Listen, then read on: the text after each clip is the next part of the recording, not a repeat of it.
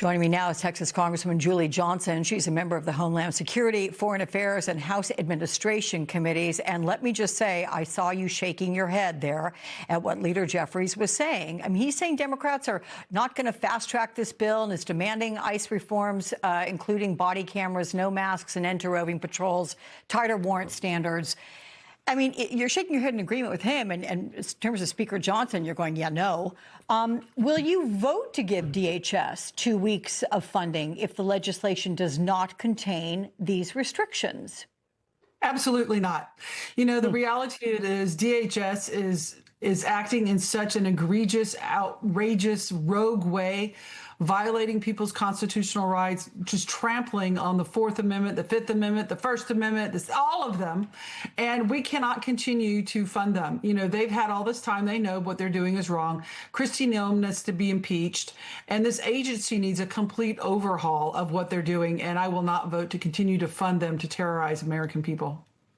Okay, that said, Democrats are risking a prolonged partial shutdown. That means missed paychecks. You've got airport delays, trying to force the changes at DHS. So are House Democrats prepared to hold the line, even if this shutdown drags on for weeks? I mean, can you specifically point to where your red line is in terms of the ICE reforms that must be locked in before you vote to reopen the government?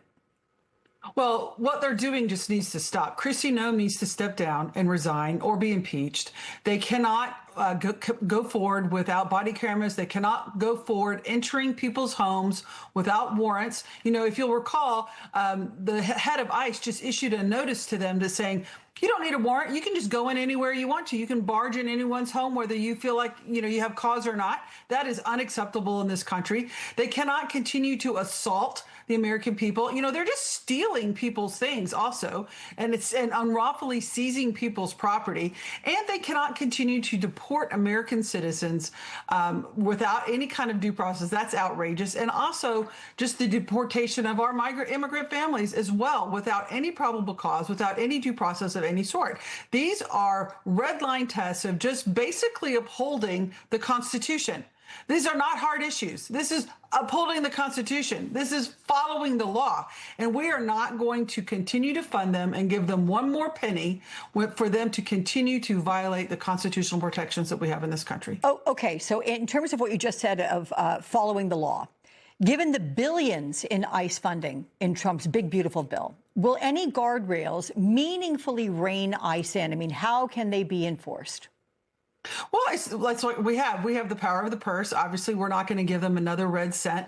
And with respect to going back and funding the government, I want to be clear. We have funded, there's 12 sections, and we have funded 11 of them. You know, we're breaking off DHS, and the rest of the government is going to be funded. So what this is an acute fight over is ICE and how Homeland Security is operating as an agency.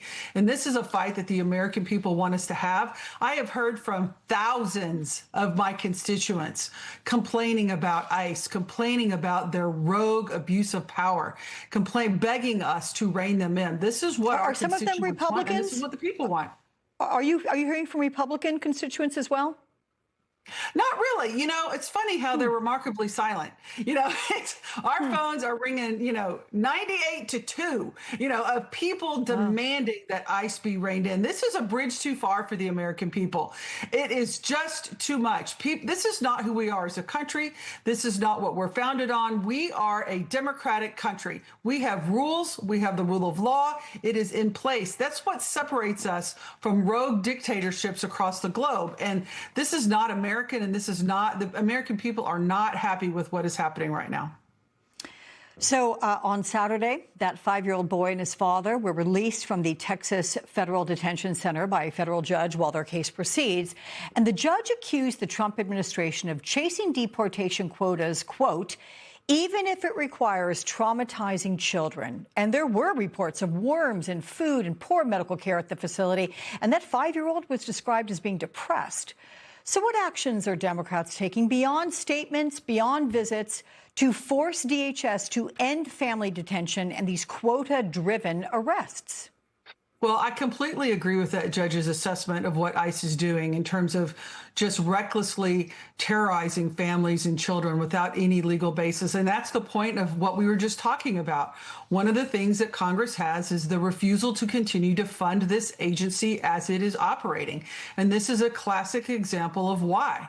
So what we have tools available to us are not giving them another penny, for one, and then impeaching the head of the agency, so that we need a whole scale revamping of the leadership at this agency. Kristi Noem has done a terrible job and holding these members accountable. Another issue is I have filed a qualified immunity bill that we're filing it tomorrow, actually, to readjust the standards of qualified immunity so that ICE agents can't hide behind and not be held accountable. We need to have accountability in this country, and that's what makes us so great.